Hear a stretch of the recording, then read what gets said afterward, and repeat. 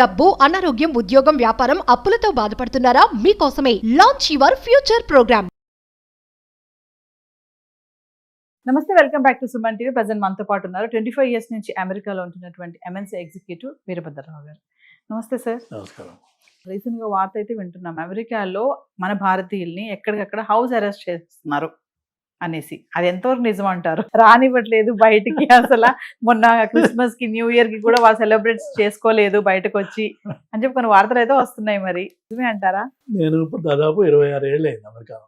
ప్రపంచం మొత్తంలో, ప్రపంచ చరిత్రలో ఈ రోజున గత 200 ఏళ్ళుగా American country stands on top morally.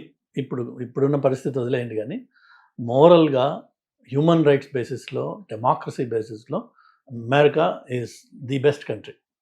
అందుకనే అందరూ అటు చూస్తూ ఉంటాం. అందుకనే America has become the standard bearer. అని మీరు చూసినట్టయితే ఎక్కడెక్కడ మీకు గవర్నమెంట్స్ డిస్టెబిలైజ్ అయ్యి కంట్రీస్లో సిచ్యువేషన్ బాగాలేకపోతే వాళ్ళు అమెరికాకు వచ్చి అసైలం సీక్ చేస్తారు అండ్ అమెరికా వాళ్ళని ఆదరిస్తుంది.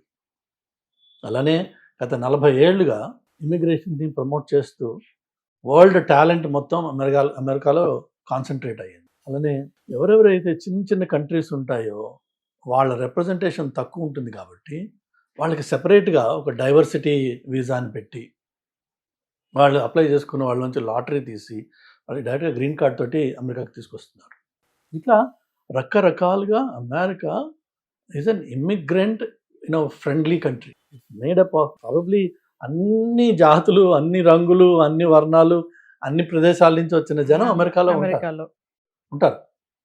అందరూ బాగున్నారు కూడా. అయితే ఇప్పుడు మీరు అడిగిన ప్రశ్న ఏంటంటే ఇంట్లో అరెస్ట్ అయిపోతున్నారా? హౌస్ అరెస్ట్ అది అసలు ఆ ప్రసక్తే లేదు. మీకున్న అక్కడ ఫ్రీడమ్ అంటారు, America is all about freedoms, individual freedoms. కానీ ఇండియన్స్కి ఉన్న ప్రాబ్లం మిగిలిన వాళ్ళలో నేను అంతగా చూడలేదు.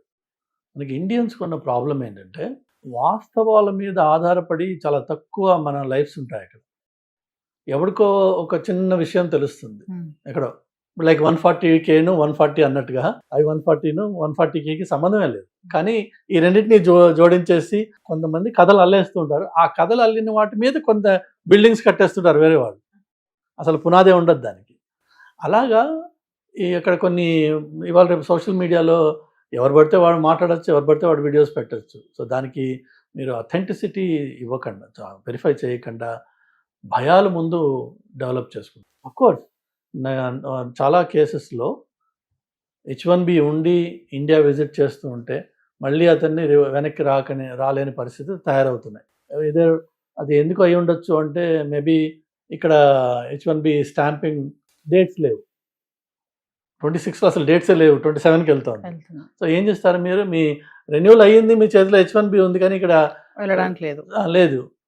ఇంతకుముందు ఆటోమేటిక్ రెన్యువల్స్ లేదంటే డ్రాప్ బాక్స్లు ఉండేవి, మెల్లిమెల్లిగా ఆ ఫెసిలిటీస్ అన్నీ తీసేశారు. సో చచ్చినట్టుగా వెళ్ళి ఆ లైన్లో నిలబడి రెన్యూ చేసుకుని రావాలి, కాదు. So you're stuck. అది అలా రకరకాల సిచ్యువేషన్స్, రకరకాల వాటిల్లో అనుభవాలు జరుగుతున్నాయి. దానివల్ల ఇది రెండో, ఇది ముగ్గురికో, నలుగురికో ఇలా ఎక్స్పీరియన్స్ అయింది అనుకుందాం. అయ్యేటప్పటికీ ఇది వాళ్ళు వెళ్ళి అందులో కొంత మాత్రమే నిజాన్ని, కొంత వాళ్ళ ఊహకల్పనని, కొంత అందులో రేసిజంను కూడా తీసుకొచ్చి పెట్టేస్తారు. ఇండియన్స్ని కాబట్టి ఇలా చేశారని చెప్పి, ఇలా ఏదో వాళ్ళు చేసే వాటిని ఆధారపడి అక్కడ ఉన్న వాళ్ళు భయపడిపోయి, అరే వాడికి H1B ఉన్న వాడికి ఏదో అయిందట, నేను వెళ్ళను. వాడికి ఏమైందో మనకి తెలియదు. మహా అయితే మనకి 1% కూడా అందులో నిజం తెలియదు. కాబట్టి H1B వాళ్ళకి మళ్ళీ రానివ్వట్లేదట అని H1B వాడు ట్రావెల్ ప్లాన్ మార్చి. లేకపోతే F1 స్టూడెంట్స్ చాలామంది నేను చూశాను గత 15 ఏళ్ళ అనుభవంలో. స్టూడెంట్ ఒకసారి అమెరికాకు వచ్చాక వాళ్ళు మళ్ళీ వెనక్కి రారు ఇండియాకి, భయం. నా అనుభవంలో నేను చూసింది ఏంటంటే ఇలా జరగడానికి 2 కారణాలు ఉన్నాయి. ఒకటి, మనం ఒరిజినల్గా అప్లికేషన్ ప్రాసెస్లో H1B కానీ F1 కానీ ఇంకోటి కానీ ఆ ఒరిజినల్ ప్రాసెస్ మొదలుపెట్టినప్పుడు మనం ఏమన్నా అబద్ధాలు మాట్లాడున్నాం, ఆ అబద్ధము ఈరోజు మళ్ళీ నెక్స్ట్ సెకండ్ టైం ఎంట్రీకి వచ్చినప్పుడు పోర్ట్ ఆఫ్ ఎంట్రీలో వాడు అడిగే ప్రశ్నల్లో ఆ అబద్ధం ఎక్స్పోజ్ అయ్యే అవకాశం ఉంది. కాబట్టి ఆ దొంగ ఇక్కడ ఉన్నాడు లోపల, ఆ భయం ఉంటుంది, వాళ్ళు వెళ్ళకపోవచ్చు.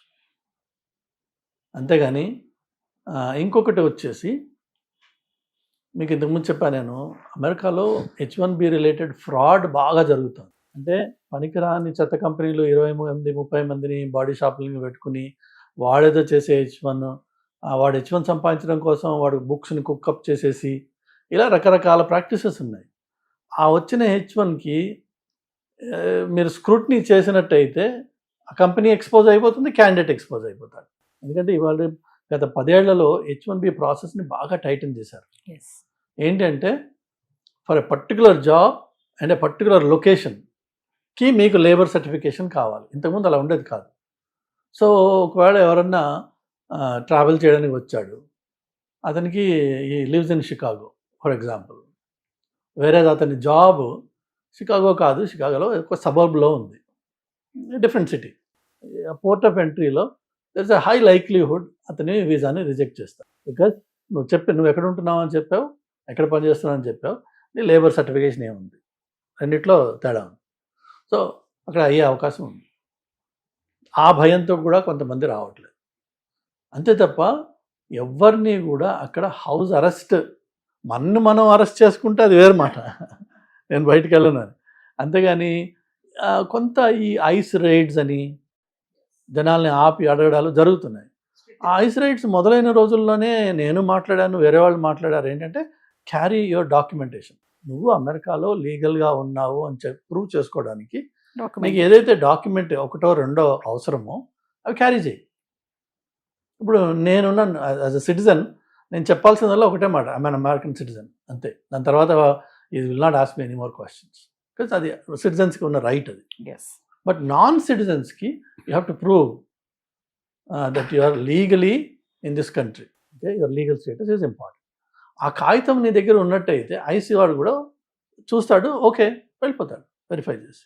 తప్ప మీకు beyond that they won't extend the conversation. మనకి మన ఒరిజినల్గా మన డిఎన్ఏలో ఉన్నది ఏంటంటే పోలీసు వాడు చూడగానే భయం, అవాయిడ్ చేసే ప్రయత్నం చేయక్కర్లేదు. అవాయిడ్ చేసే ప్రయత్నం చేయగానే నువ్వు దొంగవన్న అనుమానం వాడికి వచ్చేస్తుంది. సో హౌస్ అరెస్ట్ అనేది అది తప్పు మాట. అది మనకి మనం విధించుకున్న రెస్ట్రిక్షన్స్. ఎందుకు అంటే మనం ఈ బయట కథలు వింటున్నాము, ఆ కథల వల్ల భయపడిపోయి ఎందుకు ఈ టైంలో ట్రావెల్ చేసి ఈ కష్టంలోకి వెళ్ళడం అని చెప్పి కొంత ఉంది. దీని వెనక కారణాలు మెయిన్గా ఏంటంటే ఈ ఫ్రాడ్యులెంట్ ప్రాక్టీసెస్. అంటే సొసైటీ బాగా కుళ్ళిపోయింది, మామూలు కాదు. ఆ కుళ్ళు వల్ల జరిగేది ఏంటంటే అందరు కూడా ఎఫెక్ట్ అవుతారు. ఇప్పుడు లార్జ్ పాపులేషన్ ఇప్పుడు ఎఫెక్ట్ అయింది, ఒక ఎత్తు అది. రెండోది వచ్చేసి ఇప్పుడున్న గవర్నమెంట్ కానీ వాళ్ళ వెనకున్న థింక్ ట్యాంక్స్ కానీ వాళ్ళకి ఇచ్చే అడ్వైజర్స్ కానీ వాళ్ళు చేసే ప్రయత్నం ఏంటంటే అమెరికాని మనం కొంత వెనక్కి తీసుకురావాలి. ఐ థింక్ చాలా ఫాస్ట్గా మనం మోడర్నైజ్ అయిపోయాము. ఈ వచ్చే జనం అమెరికన్ సొసైటీలో ప్రాపర్గా ఇంటిగ్రేట్ కావట్లేదు. అంటే అర్థం ఏంటంటే డల్లాస్పురం అని చెప్పి మన వాళ్ళు ఇప్పుడు ఎక్కడ పోయినా మీకు ఇండియన్ టెంపుల్స్ కనిపిస్తాయి. ఆ ఇండియన్ టెంపుల్ ఏరియాలో మీకు ఇండియన్ రెస్టారెంట్స్ ఉంటాయి, ఇండియన్ షాప్స్ ఉంటాయి. ఆ ఏరియా ఇండియన్ అయిపోతుంది. సో అది ఆ area it doesn't look like America anymore. టపాకాయలు దీపావళికి కొట్టేయడం, లేదంటే బతుకమ్మలు అని చెప్పేసి తల మీద పెట్టుకుని అక్కడ డ్యాన్సులు చేయడము, రోడ్ బ్లాక్ చేయడము, ఇలాంటి కొన్ని అన్ అమెరికన్ ప్రాక్టీసెస్ మన వాళ్ళు చేస్తున్నారు. జస్ట్ బికాజ్ మీకు ఆ నెంబర్ ఆఫ్ పీపుల్ ఉన్నారు కాబట్టి మీరు దాన్ని అబ్యూస్ చేస్తున్నారు. ఆ అబ్యూస్ వల్ల జరిగే ఇదేంటంటే లోకల్ పీపుల్ మిమ్మల్ని అసహించుకుంటారు. ప్లస్ దీపావళికి టపాకాయలు కాల్చినప్పుడు జరిగే నాయిస్ ఏదైతే ఉందో అది జనరల్గా ఎప్పుడు ఉండదు అక్కడ. ఓకే, అమెరికన్ న్యూ ఇయర్ లేదంటే మన ఉన్న లేబర్ డే ఇలాంటి కొన్ని అకేషన్స్కి వాళ్ళు ఒక కంట్రోల్డ్ ఎన్వైరన్మెంట్లో ఫైర్ క్రాకర్స్ డిస్ప్లే అవన్నీ ఉంటాయి. And that's a celebration. అంతేగాని ఇళ్ల ముందు విచ్చలవిడిగా ఎవరు పడితే వాళ్ళు ఏ టైంలో ఆ టైంలో టపాకాయలు కాల్చడం అనేది జరగదు. మనం చేస్తున్నాం ఆ పని. చేస్తున్నందుకు ఎక్కడెక్కడైతే ఇండియన్స్ డామినెంట్గా ఎక్కువ నెంబర్లో ఉన్నామో, ఇప్పుడు ఎడిసన్ న్యూ జెర్సీ ఉంది. అసలు దీపావళి టైంలో మీకు ఒక రోడ్డు ఉంటుంది, అక్కడ చూస్తే మనం అసహించుకుంటాం. ఇదా ఇండియన్స్ అమెరికాకు వచ్చి చేసేది. ఈ డాలస్ అంతే.